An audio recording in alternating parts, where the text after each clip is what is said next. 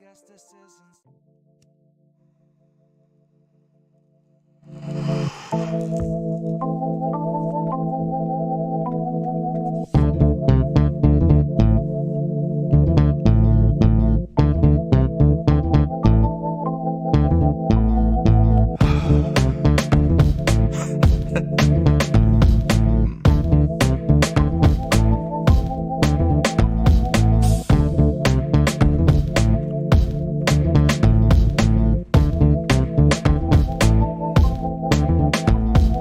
Land of the free, and you'll know us by the trail of dead. It's just one more world war to complete the set. When you live by the pike, you die by the pith. You die wide-eyed, still pleading the fifth, or crying divine epithets and pathetic attempts at defense. All empathetic for those on your side of the fence. Well, I'll gladly put you and your legacy into an alternate tense of faltering senses and altered events.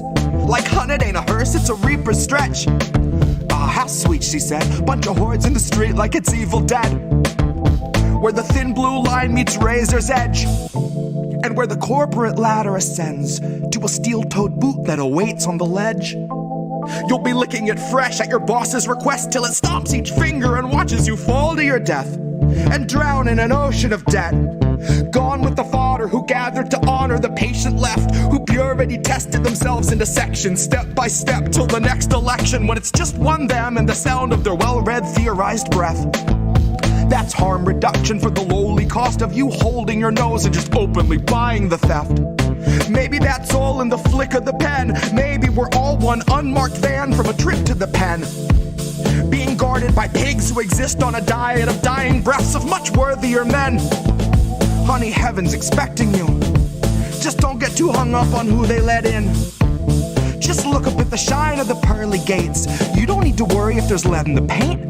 You don't need to worry if there's lead in the water, lead in the milk, lead in the honey, lead in the caustic embrace of the Heavenly Father. Lead is the flavor of passive perpetual slaughter. Lead is the taste of us led to the ledge by the lure of the legend of expert consensus, and then beckon to stretch it just one step farther.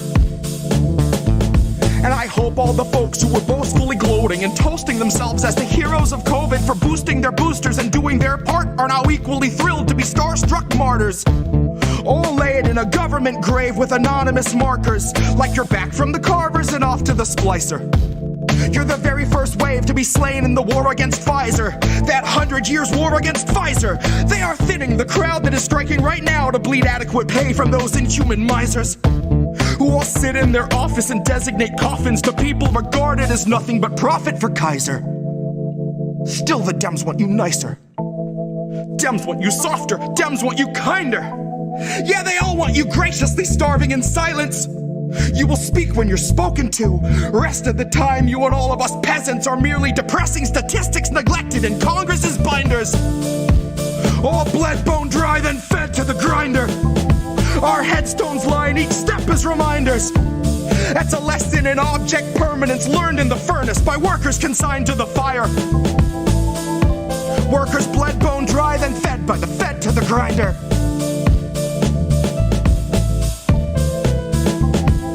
Fed by the fed to the grinder.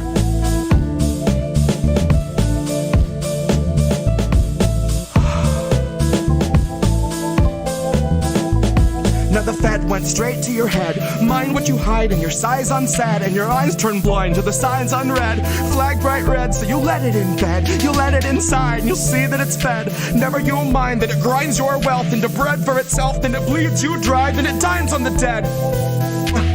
Now the Fed went straight to your head. Mind what you hide in your sighs unsaid, and your eyes turn blind to the signs unread. Flag bright red, so you let it in bed. You let it inside, and you'll see that it's fed. Never you mind that it grinds your wealth into bread for itself, then it bleeds you dry, then it dines on the dead. And the Fed went straight to your head. Mind what you hide in your sighs unsaid, and your eyes turn blind to the signs unread. Flag bright red, so you let it in bed. You let it inside, you'll see that it's fed. Never you mind that it grinds your wealth into bread for itself, bleeds you dry, then dines on the dead.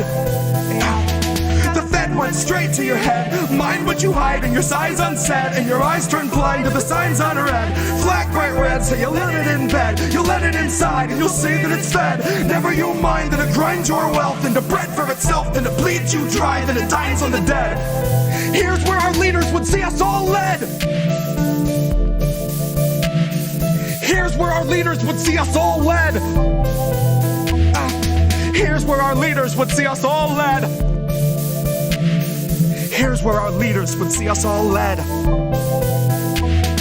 The pen went straight to your head. Mind what you hide and your sighs unsaid, and your eyes turn blind to the signs unread. Flag bright red, so you let it in bed. You let it inside, you'll see that it's fed. Never you'll mind that it grinds your wealth into bread for itself, then it bleeds you dry, then it dies on the dead. Pen went straight to your head. Mind what you hide and your sighs unsaid, and your eyes turn blind to the signs unread. Flag bright red, so you let it in bed. You let it inside, you'll see it, it's fed. Never you'll mind that it grinds your mind, that it grinds yourself, then it bleeds you dry, then it dies on the dead. Here's where our leaders would see us all led.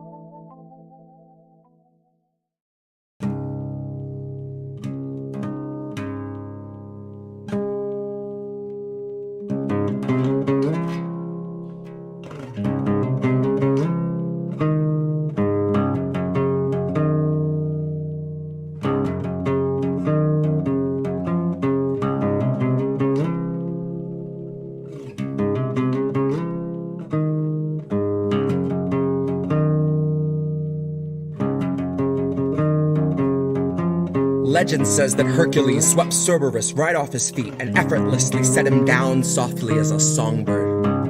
Atlas kept the world upon his back and every day wondered whether he could stand it any longer. And TheTaraReade came out to say the man they tried to label the Messiah of morality was really just another rapist. And I don't intend to hesitate when asked who was the stronger. Tara, like Assange, knew that carrying the truth would be the hardest labor.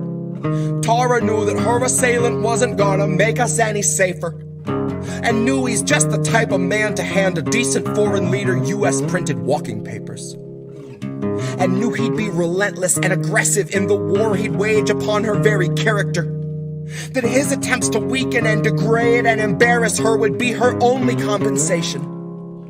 But I strongly doubt that anyone could ever have foreseen the stream of hate that came from quote-unquote progressives and the self-styled titans of survivor advocation. So if you really think there's something to be gained out of sharing your pain with the world, you are sorely mistaken. The Biden team just dragged their feet addressing Tara's allegations. Until they had a decent list of smears, then they aired them out on every station. And it turns out no one wants to hear the truth of who they praised as being worthy of such bloated liberal celebration.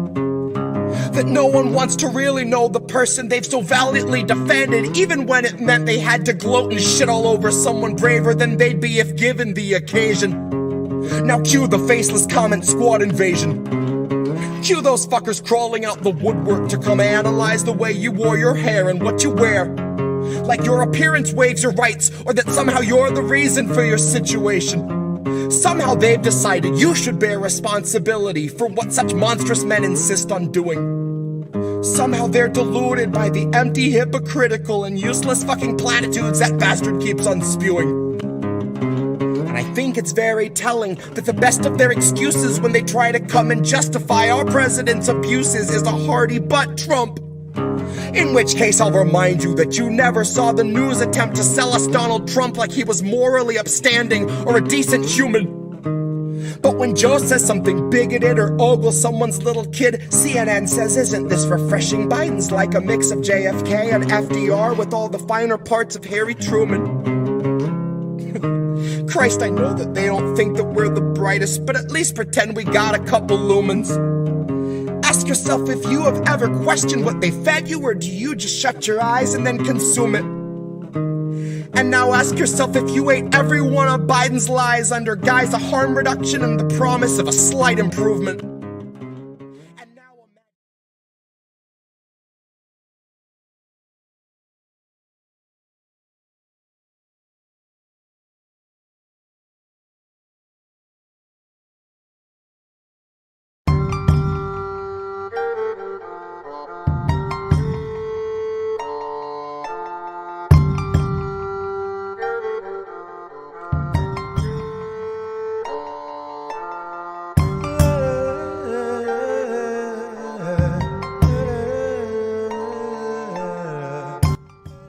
Welcome back, everyone, to the Politics of Survival. I'm your host, TheTaraReade, and wow, what a couple weeks it's been. We've had some wild rides in the news. So I wanted to start out because we have a very special guest with us today, and I know many of you are already on social media waiting and in the chat box with questions. So I'll get right to it. But before I do, I want to kind of introduce the subject matter that we're talking about.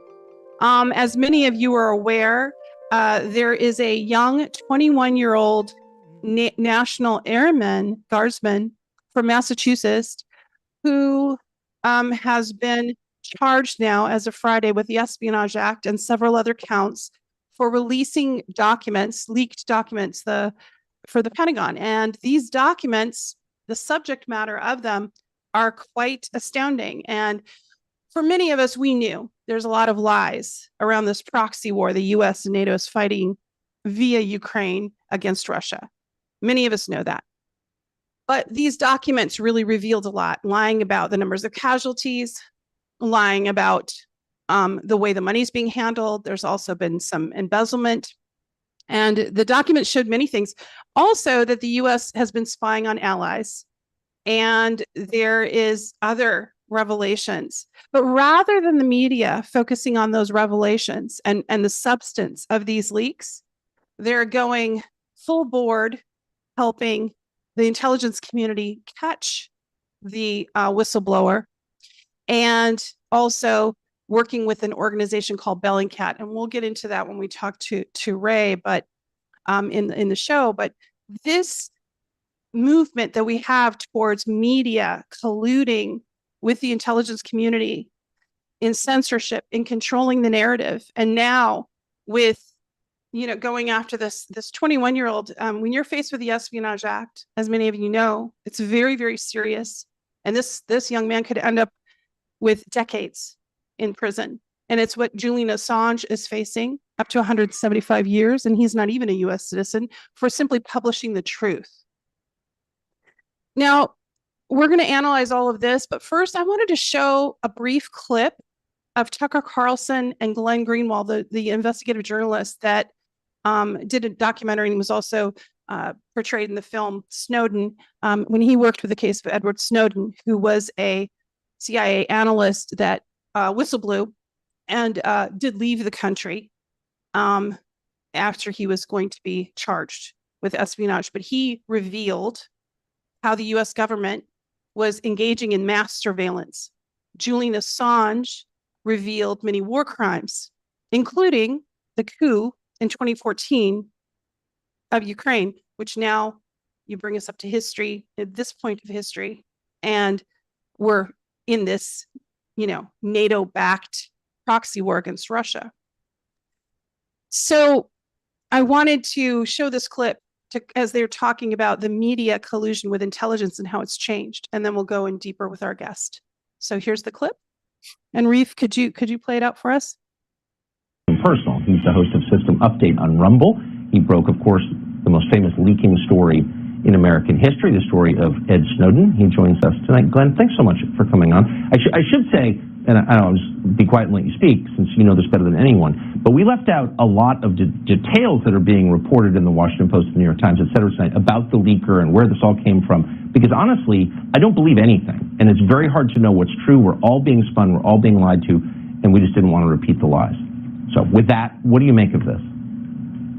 I can't think of an incident, Tucker, that reveals more vividly the real function of our nation's largest media corporations than what just happened here. If you're a real journalist, somebody who's devoted to transparency, shining a light on the most powerful government actors when they lie to the American people and informing the public, you would be celebrating this person who stepped forward and risked his security to show his fellow citizens that the government was lying about this incredibly important war with a nuclear armed power, that we have actual troops deployed on the ground in Ukraine. There's going to be no diplomatic resolution through at least 2023, that Zelensky is planning on using our weapons to strike deep into Russia, which we were told would never happen, risking escalation. He did the job of what journalists claim to do, which is show the public the truth.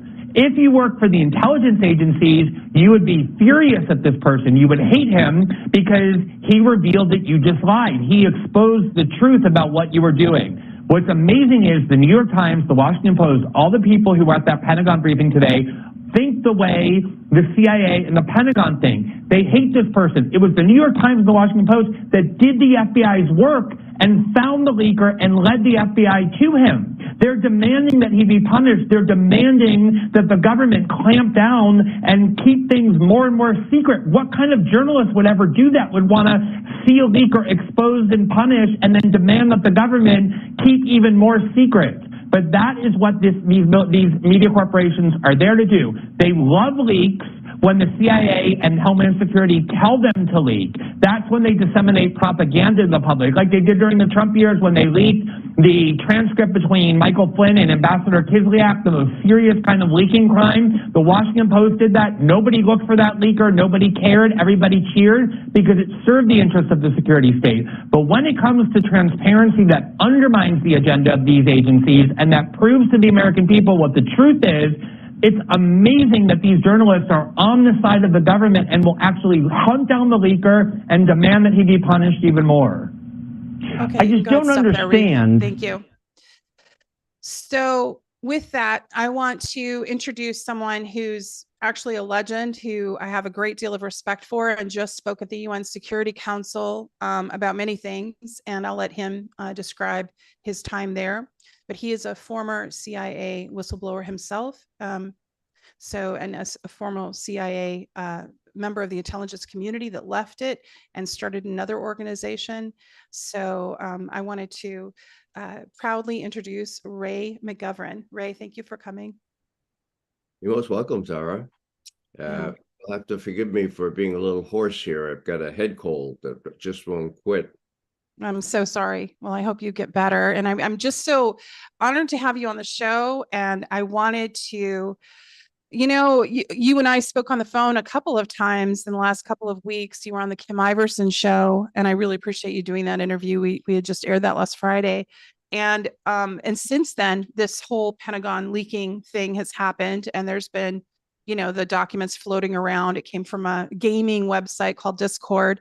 What are your thoughts on a 21-year-old F3 ranking, getting a hold of top secret documents? It looked like he was a cyber journeyman, but other than that, it's kind of unclear how he got those documents, and they were floating around for like a month. So what are your thoughts on it?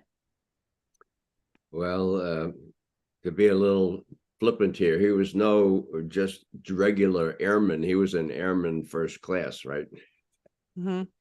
He was promoted last July. How he got access to all this stuff is really a big question. Everyone is trying to look at the role of the media here and try to figure out who did what, who shot John. Investigative reporters like Glenn Greenwald are really good doing detective work. But I have to say that there's a very big story here that has not really been elucidated. And I may be wrong in interpreting these things this way, and it wouldn't be the first time I was wrong. But here's my take. What's important here is the facts are out, the unimpeachable official facts. Ukraine is losing. Russia is winning. The spring offensive that everyone was waiting for with bated breath may not come for, well, till the summer, or maybe next year. It's not going to happen, okay? So the story that has been given to the public is just 180 degrees opposite that. Ukraine is winning. Russia's forces have been degraded. They're going to run out of ammunition. I mean, I think, well, I don't know whether the intelligent people really believe the stuff that they have been putting out with journalists and apparently briefing the president on. For example, just a couple of months ago, April Haynes, she's nominally Bill Burns' boss. She's the director of national intelligence. She sits above CIA, NSA, DIA, all those three-letter words. She said, you know, when spring comes, everything's going to be really good. I'm very optimistic that we'll be able to go forward. Russia is running out of ammunition. They don't have the factories to produce what they need. It's going to be really bad for Russia. And besides, China, well, China's playing it pretty cagey. They're not putting their weight down on either side of this imbroglio. Well, I mean, nothing, Tara, nothing could be farther from the truth. China and Russia are now joined at the hip. I think the Chinese defense minister is Moscow now. They're preparing contingency plans to see what happens in Ukraine and see what happens vis-a-vis Taiwan. So what comes out of these documents is that we've been sold a bill of goods, and even our top intelligence advisors have been misleading not only us, but probably the president. What's the bottom line? Well, the bottom line is that Ukraine can't mount a decent counteroffensive this spring. They're losing. What the real situation is that the Russians are ready, once they clear out some of these places like Bakhmut, to go all the way west to the Dnieper River. So, you know, as we look at this, kind of the grinding, the meat grinder, they call it, of Ukrainians being used basically as cannon fodder while NATO is fighting this proxy war against Russia and the US. It's US funded. One thing that's been really remarkable for this war is that usually the usual voices that are anti-war that you would expect, those progressive voices, those other voices that would be saying no war and calling out criticism for it, they're silent or they're voting for it. Like you had AOC and some of those progressives, Bernie Sanders, that voted for more weapons going to Ukraine. So now we've spent 114 billion towards this. In my opinion, it's a money laundering scheme that will be revealed at some point, and already there's, you know, things indicating that. Definitely the weapons manufacturers are getting what they need out of it profit-wise. But what's remarkable is the way that in those press rooms, in those rooms, like for instance, when John Kirby was announcing about the leaks, saying that the media shouldn't report on them, the media complied. Fox News, CNN, New York Times even put in their article that they have not revealed some of the documents that were top secret. Well, then if they're top secret, then how do they have them? Yeah. So I guess because you've been doing this for a while, how has the media changed in your eyes in your lifetime from when you were coming forward and blowing the whistle to now? Well, the media is joined with the government at the hip. There's nothing that the New York Times or the Washington Post will print that's really a bombshell without checking with the White House or the Pentagon.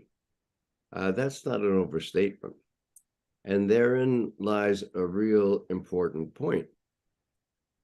In past situations of this kind, the New York Times, Washington Post have been able to suppress this information, not tell the story, okay? I'll give you an example, Tara. Okay. in December 5th of 2017, okay,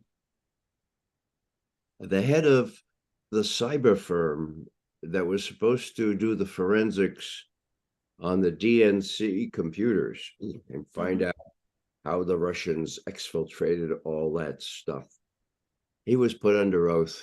And what did he say?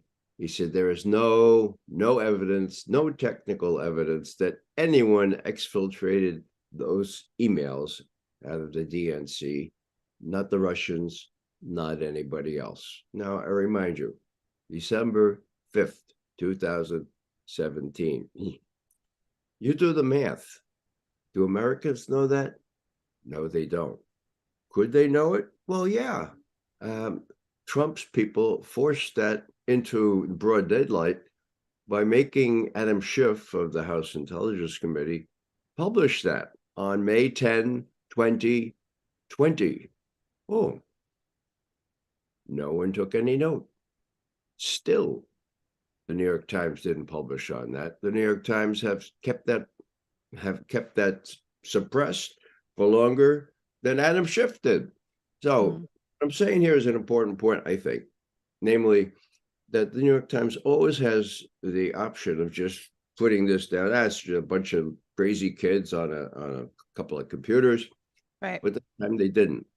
Is it possible that they did this without government approval? No. Whoa, okay. What does that mean?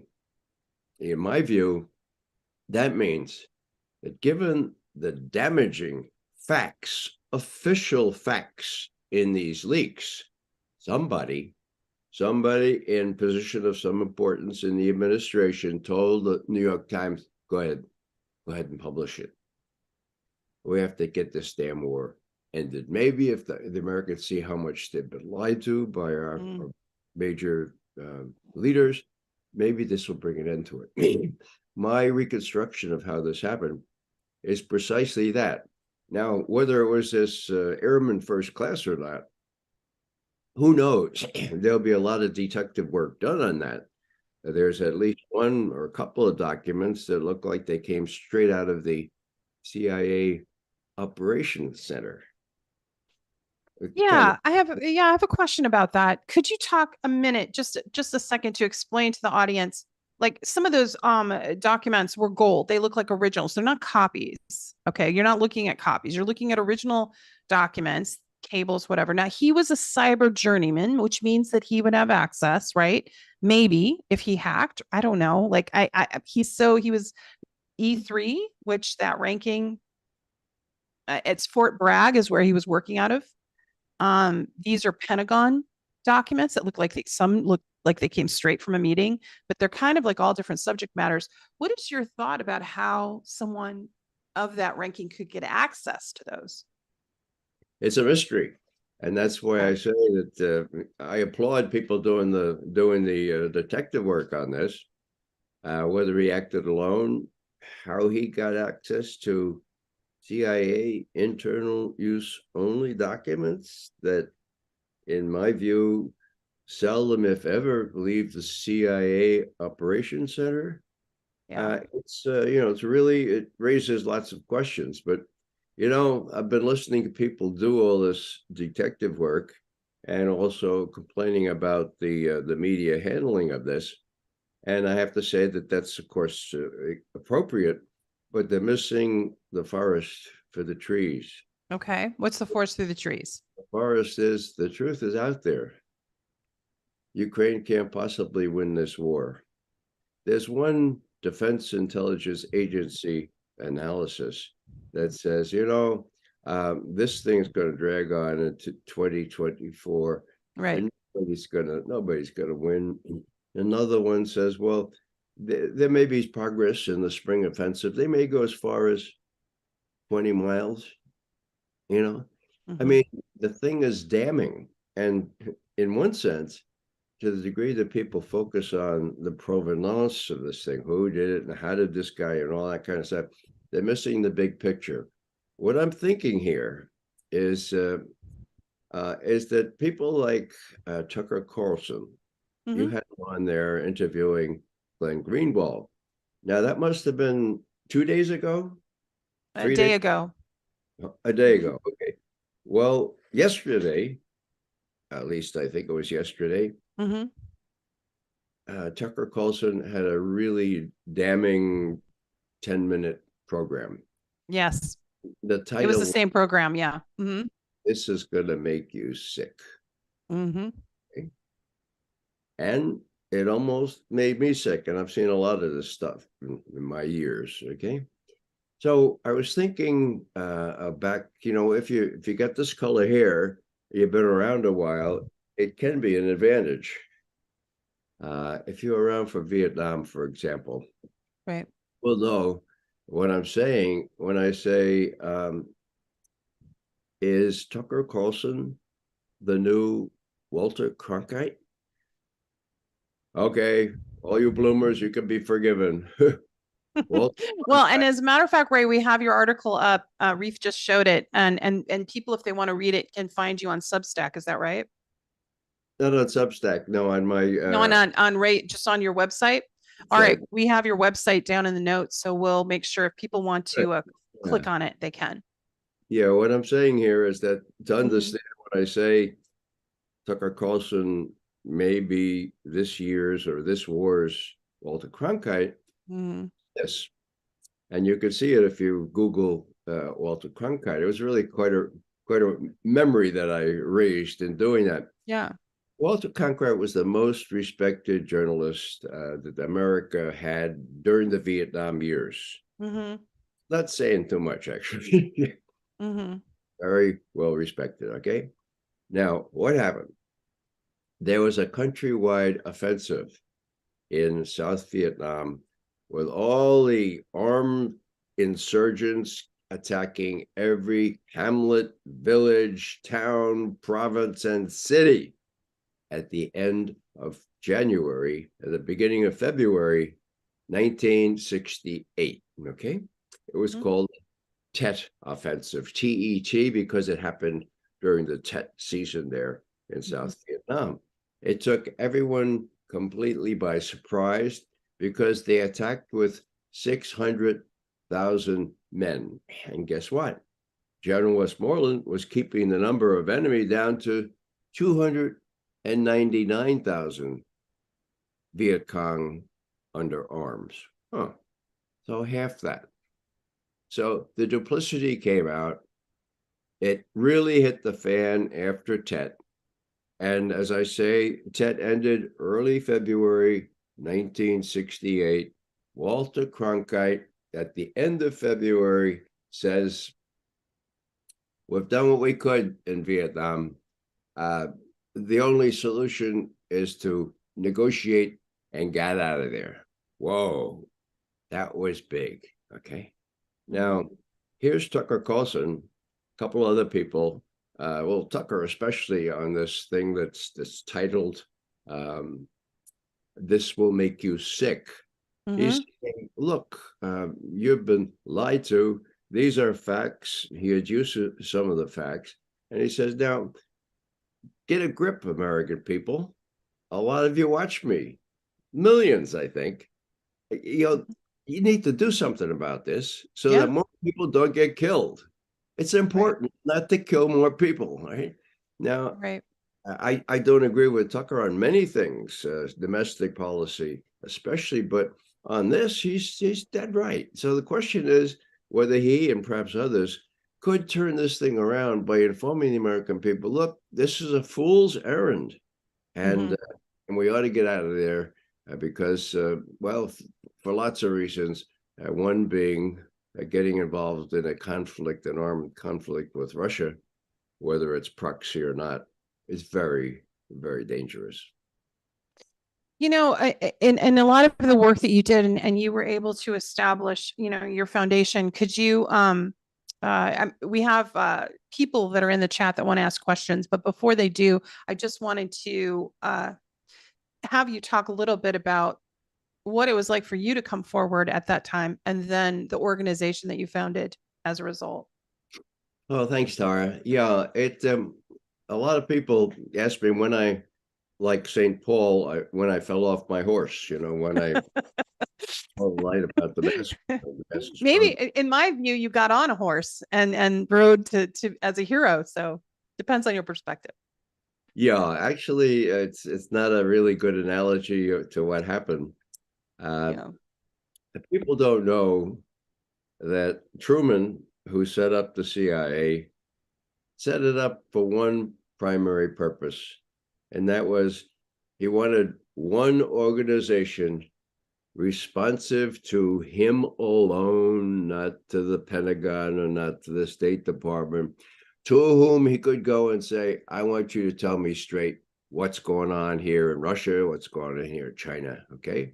I control your career. Give it to me straight. Whoa. Truman talked about untreated intelligence. That's what he wanted. No values attached to it. He wanted to know what was going on in the world. That's what attracted me to working in the CIA. That was the analysis division. Now, after the war, Tara, this would be kind of interesting for you to know, perhaps. The war, I was alive during the war. I was quite little.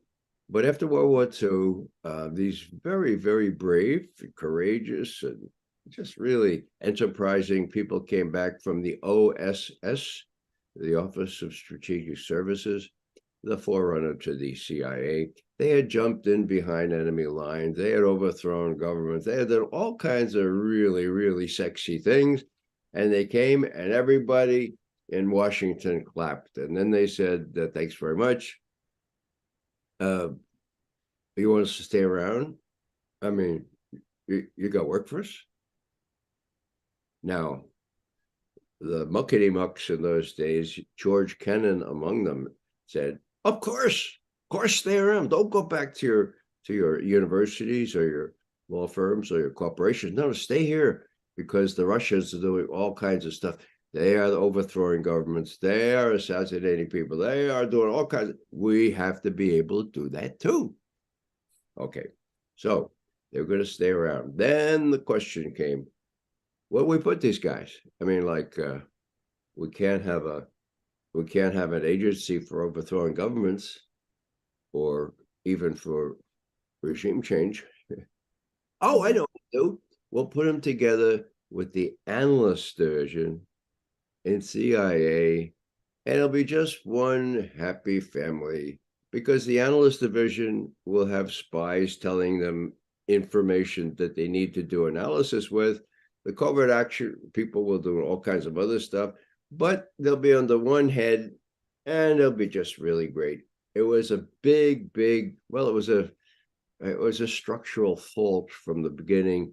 You can't have one person being responsible for overthrowing governments and and that same person being responsible for telling the president, hey, Mr. President, this is a stupid idea. You don't overthrow this government because this, and this is going to happen. Or you don't blow up this pipeline, Mr. President, because this, and this is going to happen. So what I'm saying here is there are two CIAs. The one I worked, especially on the Soviet account, I have a graduate degree in Russian studies, used to teach Russian. We were able to pretty much tell it like it was, like it is, until Bill Casey and Bobby Gates came in, early 80s. Then the Soviet analysis went down too. But during the period from 1963, when I entered the agency, I was able to tell it like it is to my briefies when I was briefing the President's Daily Brief downtown for the first 4 years of the Reagan administration at President's Daily Brief. So it was really good duty, and we could tell it like it was. And now it's corrupted. So the long answer to your question is, when I retired as early as I could. It was early 1990. The Berlin Wall had just fallen down. George H.W. Bush was saying, look, why can't we just get along here? Let's get along with Russia. Let's create a strategic situation where we'll have peace and prosperity from Lisbon to Vladivostok. Oh man, I thought that was so great. All the more so since I had briefed Vice President Bush every other morning and had worked for him when he was head of the CIA. I patted myself on the back and said, Ray, the Soviet Union has fallen apart. You can go in peace to work downtown. I wanted to work downtown in a nonprofit that I had been volunteering with. So that was 1990. And then all of a sudden, 1998, 1999, and 2000, when Bush comes in, the small Bush, the little Bush, Junior Bush, all of a sudden, George W. My former colleagues falsifying intelligence to justify a war of aggression. I mean, it doesn't get any worse than that, okay? So a few of my colleagues thought, as I did, that, this can't, we got to do something. We have the expertise. We have a fancy new way to communicate. It's called something like email or so, and we can give each other sanity checks when I write something that says Vice President Cheney is lying through his teeth. I like to. You can't go to the next cubicle anymore and get your what you could do, email, right?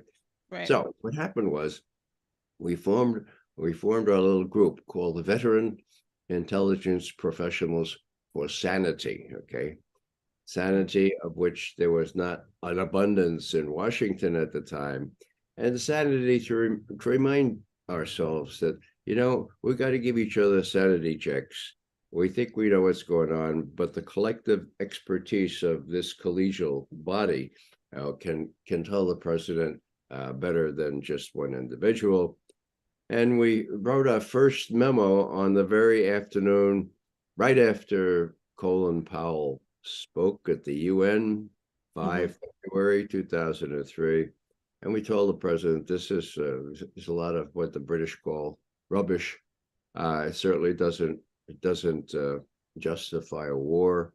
I remember our last sentence. We said, Mr. President, we strongly advise you to widen the circle of your advisors beyond those clearly bent on a war for which we see no compelling reason and from which we believe the unintended consequences are likely to be catastrophic.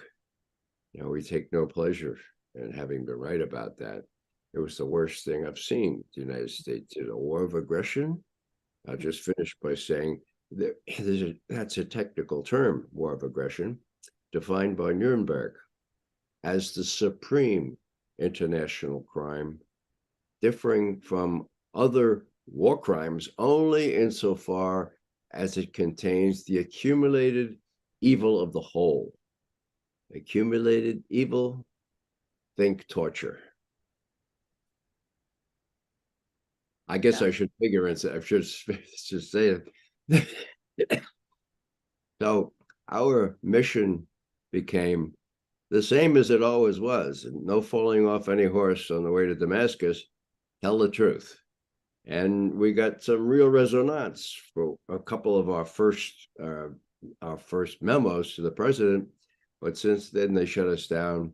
We still publish memos to the president. Some of them we believe get through, but there's no indication that he takes them seriously, and less still that he decides that he ought to follow our advice. That's really, and I'm sure that people that don't know some of those details, I really appreciate kind of being, because again, we've had the wool pulled over our eyes with another endless war that actually is profiting some of the same companies, Lockheed Martin, TRW, that is now gone, but you have Raytheon and other ones. So or they've been absorbed. TRW's been absorbed, so to speak. Reef, I know I saw that you had some comments and questions, and people are wanting to ask Ray some things. Do you have anything you want to ask, or? Yeah, I got audience? one. Okay. Let's go to, yes, Russia is winning and our country has been lying to us. Will CNN, MSNBC viewers get that, or will they focus on a guy who committed espionage? That's the question. Okay. What do you think, Ray? Well, what's the spin going to be now?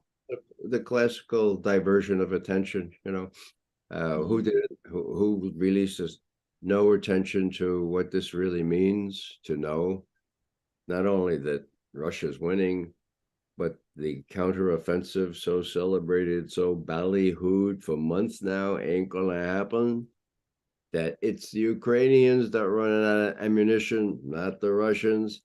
And so, the denouement is coming in just a couple of months, okay? In other words, the Russians are going to be able to go all the way west to the Dnieper River. And then I believe they'll stop and say, all right, how about now? How about now? Want to talk now? Or you want us to go all the way to the Polish border? My God, I hope that doesn't happen. I hope sane heads in Washington and a sane populace who is educated now, hopefully by virtue of these leaks, will say, look, let's cut our losses here. Let's tell this crazy Zelensky, not only can't you have Crimea back, but you got to make a deal with the Russians so they don't feel threatened as they did before they invaded the Donbass. Well, twice the peace talks have been blocked, even when Zelensky wanted them. So we know who's pulling the strings. That's the US and the UK through NATO. But my question to you is, regarding this whole quagmire. China now has come in and they've basically brokered a peace with Yemen. They helped bring the Saudis and Iran together. And now the result is Yemen is looking like there'll be a ceasefire that's long-standing and they're moving towards peace and an alliance.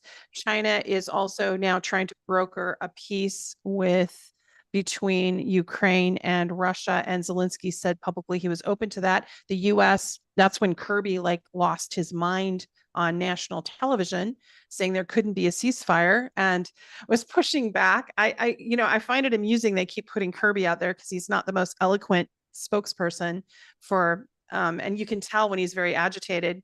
So that was an interesting thing, but he almost went apoplectic, just describing why there shouldn't be a ceasefire. So do you think that the US is pulling the string? Because my analysis is Zelensky's not making any decisions at all. But what is your view on it? I could be wrong. I agree. It's quite clear that Zelensky is a creature of what the people running our foreign policy want him to do. I used to say the president, but I think the president is out of it. I have no indication that he's really making the decisions. Yeah. Making decisions. I've been calling them sophomores. Jacob Sullivan. Right. Tony Blinken. Right. Victoria Nuland. Vindman in the background and Michael McFaul. They're not directly, but they're behind. So, the question really is, are these people sane? Not Vindman, for sure. And not Blinken. Yeah. There's a thin line between arrogance and sanity. Okay. Right. Let me explain. Okay. In the old analysis shop, watching Soviet leaders, we had a real strong discipline of reading everything they said, watching everything they said to the degree TV was up then, and digesting it and pointing it out and reporting on it. Now, Vladimir Putin, president of Russia, at Valdai, the discussion club, at the end of October, he made a speech for 45 minutes, as he often does, and then he took Q&A for 3.5 more hours. Taken off the cuff, It was really quite an amazing performance. About halfway through, he gets a question. Mr. President, did you have any clues as to why the United States is picking a fight with China? At the same time, they're sending all kinds of arms and picking a fight with us in Ukraine? Putin. Doesn't make any logical sense, does it? I think they're just crazy. Sumashedshi is the Russian word. Out is mine. walking out of your mind, suma shichi, okay, his word. Now, then he says, and this is important, he says, the only thing that can explain it is overweening arrogance and a feeling of impunity. Yeah. That describes these pink striped these people who are running our policy who never really served in the army or never really served in any military thing, and so to think they're exceptional, think they're indispensable, and it ain't so. So now so McGovern agrees with President Putin on this, and you can say that. I don't care who learns about that. They're crazy, okay? Now, it doesn't matter what McGovern agrees with or what McGovern thinks. It does matter what Putin and his military advisors think. I mean, crazy is about the worst thing that a potential enemy can be. You have to plan for the worst. And that's what gives me great pause. That's what gives me great anxiety, that the Russians cannot count on a sensible reaction to what's going on in Ukraine. And that's largely why they have China on board now in a virtual military alliance with a warning to the U.S. Look, you want a two-front war? And still, there's no evidence that Jacob Sullivan or Tony Blinken or Nolan, that they are even aware that this is the kind of thing they're getting the United States into and NATO. Now, one of the things about all these leaks just occurs to me is that Europe knows about the leaks too, okay? So here are the Germans and the French and everybody else being asked to pony up more tanks, pony up more ammunition and howitzers and so forth. And they see U.S. Defense Intelligence Agency says, at most, the good forces, the Ukrainian forces, can move maybe 20 miles if they do this offensive, and they might not do it at all, or they might do it next year. Hello, the thing is a fool's errand. It's become clear that that's the case. Now, let me just do an analogy between now and, I won't count the years, Vietnam. I mentioned that Walter Cronkite, the most respected reporter, said, we're going to cut tail. That was after the Tet Offensive, okay? Right. The Tet Offensive was a complete surprise. Why? Because General Westmoreland lied about how many enemy there were. I asked my fellow analysts and CIA, why would he lie about that? The generals at war usually exaggerate the number of enemies. He said, no, you got to understand, it's it's arithmetic. The score in Saigon is not real smart, but they do arithmetic, okay? And when you kill 350 Viet Cong every week, it mounts up. So they can't go over 299,000 troops. I mean, we've had people in Westmoreland's intelligence shop saying kiddingly, we've told Ho Chi Minh, no more. You can't plan any more, just 299,000. Anyhow, that's the force that was going on. And that's why Tet was such a major surprise. Now, what happened? Tet ended at the first week of February. I mentioned Walter Cronkite at the end of February. What happened in March? This is really interesting. What happened in March is that Westmoreland was pushing for Lyndon Johnson to send 206,000 more troops to Vietnam to broaden the war into Cambodia, Laos, North Vietnam, maybe as far as the Chinese border, okay?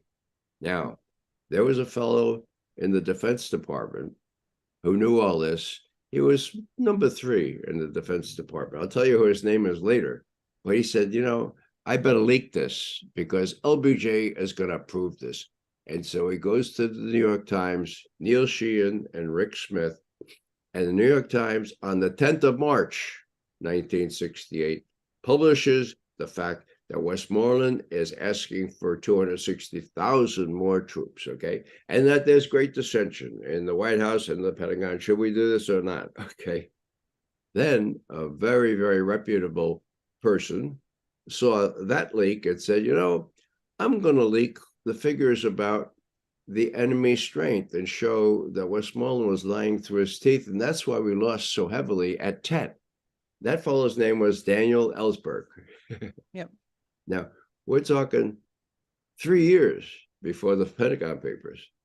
Nobody pretty much knows that was Dan Ellsberg's first leak.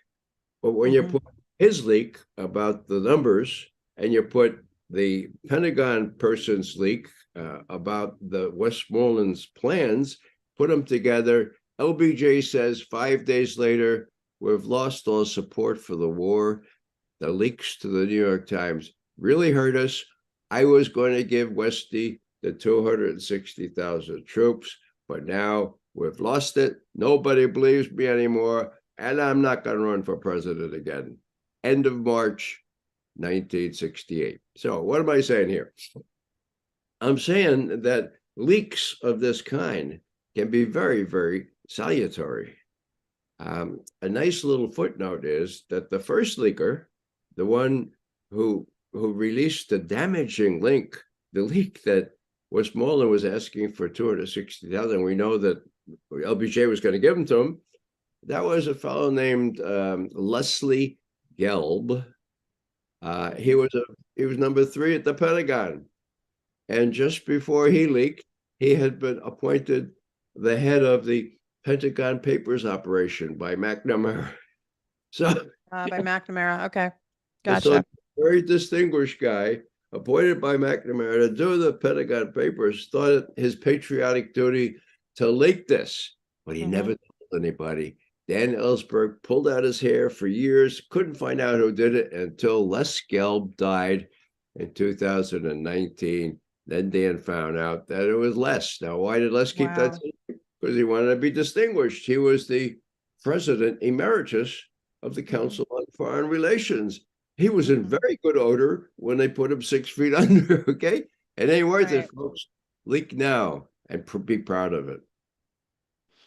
Interesting. That's so fascinating, that history. And I that brings me to your friend and the recent appearance at the UN Security Council, your friend Seymour Hersh, the Pulitzer Prize winning journalist, who brought to light the Nord Stream 2, obviously that America and Norway had colluded and had bombed this Nord Stream pipeline, which has ended up being one of the largest environmental damage. I mean, it was the largest release of methane, this explosion. You had U.S. officials, but right before it happened, saying it, pretty much predicting it was going to happen, that something was going to happen to it. Then it did. So you had a lot of circumstantial evidence, but he really brought forward, solidified evidence with his reporting. And then, of course, he was attacked. Even though he's a Pulitzer Prize winning, he was attacked by journalists currently who should be doing investigative reporting. And ignored. And then the New York Times did a hit piece, and then they tried to do a diversionary piece, if you will, and blame it again on Russia. Like, why would they blow up their own pipeline? And what people need to remember is that blowing up civilian infrastructure is a war crime, 1. 2, part of that pipeline was owned by Germany. So Norway and US essentially blew up their allies' access to natural gas. And that it's quite something that it's gone in and out of the headlines. But now Cy Hersh has written a couple follow-up articles, and most recently he's getting into the embezzlement, the money laundering that's happening in Ukraine. And Zelensky, I think it was 400 million, 400 million and probably more. And then I've known some anecdotal reports of Zelensky's in his cabinet, them getting caught at the border with millions, of like a wife of one of the Ukraine officials. There's all kinds out there of. So I wanted you to comment on Seymour Hersh, your friend's reporting, but also what kind of prompted you then to speak before the UN Security Council and how that went. Well, the Russians had made a proposal for an independent investigation of the sabotage of the pipeline. Mm-hmm. And they asked Jeffrey Sachs, who's a professor at Columbia, and me to give a little briefing before the consideration before the Security Council. The date was February 21. So I had almost no notice on this, got on a plane that morning, got there in time. And when I got there, I realized that that very morning, a paper had been circulated among the members of the Security Council, and it said, we, Sweden, Denmark, and Germany, we got it covered. We're going to investigate this thing, or we're going to thorough, complete investigation. We don't need any independent. Leave it to us. We got it covered. So when the Russians made a plea for an independent investigation, saying, look, what's the UN Security Council for if it can't investigate independently an act of war of this kind? Right. And the Chinese chimed in and said, you're right about that. And the Brazilians were kind of, saying, yeah, that makes some sense to us. Okay, well, what happened? Well, we briefed them on what we thought of the deal, and then that was the end of our testimony. And then there were several weeks went by. The proof is in the pudding here about what the UN Security Council has become. Just about 2 weeks ago now, the vote was taken, and when I read the press accounts, I said, "Oh, 3 votes for." Russia, China, Brazil. Okay. Right. How many votes against? No votes against. 12 abstentions. Right. So, Tara, it was too embarrassing to vote against an independent investigation. So the US, Britain, and France had all their little vassals vote. We all abstained. A new record for abstentions. 12 of them. Actually, it ties an earlier record early this year. 3 for the investigation. That's not enough when you have 12 abstentions. So what does that tell you? I'll say one more thing, and that is this business about, leave it to us, we Germans and Danes and Swedes. The Swedes went down there and investigated them. They're pretty able people. They know every inch of the bottom of the sea down there, and they came up, in there, and people said, "Well, what'd you find?" And the Swedes said, "We can't tell you. It's a secret. It would endanger national security. We're not even telling our own people. We can't tell you." Okay, so that happens, a week or two after the explosion in late September of last year. So now the UN Security Council was being asked to trust the Swedes, trust the Danes, trust the Germans, and we got it all covered. I'm going to do it, Right. Yeah. It was really interesting. You mentioned that it was pretty much forecast by our president. And when he said, we can do this, I promise you, we can have the Nord Stream pipeline. There was a very enterprising Reuters reporter, a woman. Nevertheless, she persisted, you might say. She turns to Chancellor Scholz, who's standing at the next podium, and she says, Herr Chancellor, was halten Sie davon? Mr. Chancellor, what do you think about that? He looks like he's caught in the headlights, and then he says, we do everything together. We don't do anything of any consequence that we don't do together. Now, I've been asking my journalist friends in Germany, have you asked Chancellor Scholz when he knew, what he knew. If he said we do it together, did Biden tell him on the 7th of February that this was his plan? Or were you completely überrascht? Were you completely surprised in September when the thing blew? They're afraid to ask the question.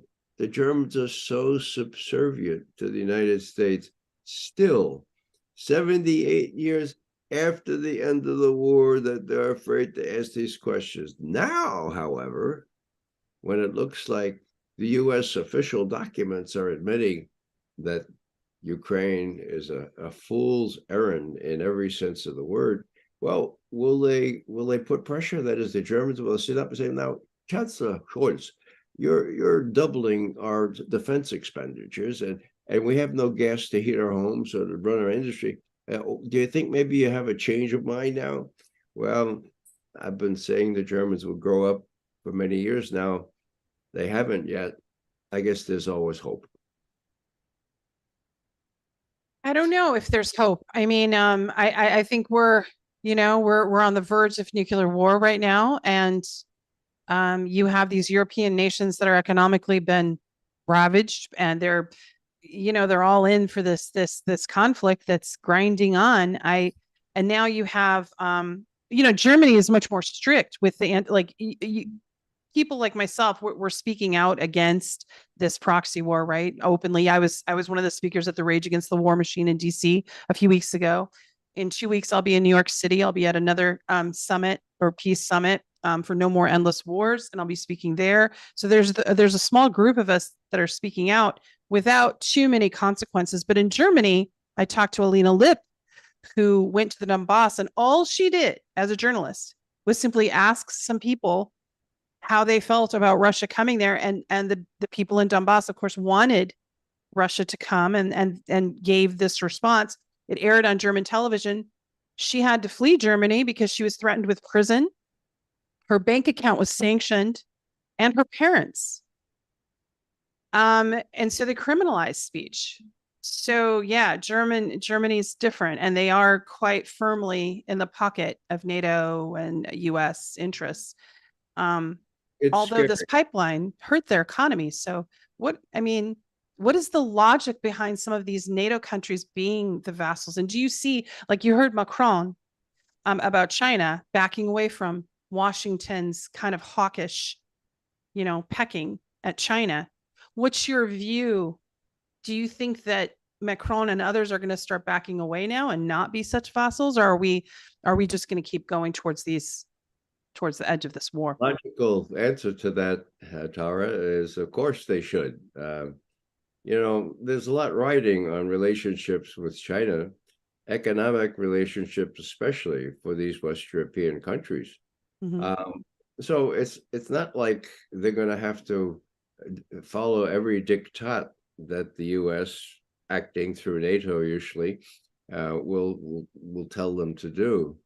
So I think it'll be a more gradual process than I would like to see. Mm-hmm. But of course, Macron has de Gaulle as an example to follow. Mm-hmm. There is a degree of independence in France that one does not see in Germany. Right. And, against that, you have the Poles, who would just as soon get into a fighting war with Russia. They don't have any sense at all. So you get really a big mishmash in the EC and in Europe as a whole. Mm-hmm. And I think probably that will work to the good, because it's really hard for me to say, with these latest revelations, that the U.S. will still be able to persuade. The U.S. will still be able to do what Westmoreland was trying to do in doubling down in Vietnam, in this case, doubling down in Ukraine. Mm-hmm. And I know you have a cold, and I so appreciate that you came on. So I don't want to hold you too much longer, but I wanted just a couple of things just to get your final thoughts about the future for this Pentagon leaker, like what will happen to him from your view, just from knowing what you know about the CIA. And I wanted to bring in one more question from the audience. Reef, if you have something that someone wanted to ask. Yes. Now, yeah, mine can go last. And then okay. You're scrolling. You have several. So when you rewatch this, Ray, you can watch all the chat. You can, see that. That'll be instructive. Yes. And then people, if you want to get a hold of Ray, you have a website. Maybe if people have questions, they can ask questions via email or something. Yeah. When I do interviews like this, my son, who runs my website, really, really hits me hard if I don't mention it. And he says, Dad, ReadeMcGovern.com. And always add, Dad, if you don't get it. But I'm too modest to say, if you don't get it, you don't get it. So I usually leave that part off. Good lead in for my question. They ask if you have any tips for how regular people survive this new digital oppression in the U.S. That's the question for you, Mr. Ray. Mm-hmm. Okay, here you go. My recommendation is to not try to do this alone. You get together with 3 or 4 or 5 other people that you really trust. People you really reliable, good friends who feel pretty much the way you do about what's happening in this country. And you meet every week, just for an hour, that you make that commitment. Now, the only other requirement is that there be at least one woman in each one of these groups, because it's the women, in my experience, that have all the guts and a lot of the imagination, okay? So you meet every week. Now it takes a while, but after a few months, you will find that ideas spring up from this collegial atmosphere that none of you would have thought of all by yourself. And then when that happens, people support those ideas. People will question them, but once the support is ready, you can have support. And the other thing is that you also have accountability. If you say, I'm going to see AOC, or going to bang on her door next week, then the following week, when you all get together, you can expect these good friends to say, how'd it go? How'd it go with AOC? And it'd be a little embarrassing if you say, oh, well, I didn't follow through on that. So you have accountability, you have support, you have a group that won't quit if you do it every week, okay? And if you have at least one woman in there, you're going to get really guts. You're going to have to have really good ideas. That's the way I would suggest you approach it. You're not going to change the world right away, but as Margaret Mead said, the only thing that really does change the world is this kind of small group of committed people. Right. Well, on that note, I will let you get back to healing your cold. And I just want to say how much I appreciate you being here. Do you have any final thoughts? Just I kind of wanted to leave that, let you leave us with any final thoughts you have about what's happening right now. I would say that this is the time to expose the lies, just as they were exposed on Vietnam when it became clear that the commander of U.S. forces there had lied through his teeth. There was no way that the Viet Cong could have wreaked the havoc that they did in late January, early February 1968 without 500, 600,000 troops, okay? He was exposed as a liar, and yet he was pushing for 206,000 more troops, okay? Now, those kind of lies are existing today with respect to Ukraine.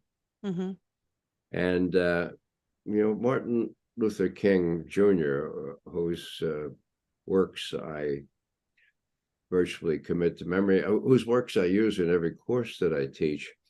In his letter from the Birmingham City Jail, he said this, and this is not often quoted. He said, like a boil that can never be cured unless it is opened up with all its pus-flowing ugliness to the natural medicines of air and light, so too injustice and lying must be exposed with all the friction its exposure creates, the light of human conscience and the air of national opinion, before it can be cured. So that's all our job, okay? We got to expose this stuff, as distasteful and as controversial as it may be. We'll have best friends who just can't buy the fact that a general with 4 strides is lying through his teeth, but he is, okay? So let's follow the dictate from Dr. King, and remember the other thing he said, and this is perhaps even more important. There is such a thing as too late. It's getting to be that time. Thanks for having me on, Tara. Oh, thank you so much. It was beautiful to have you on.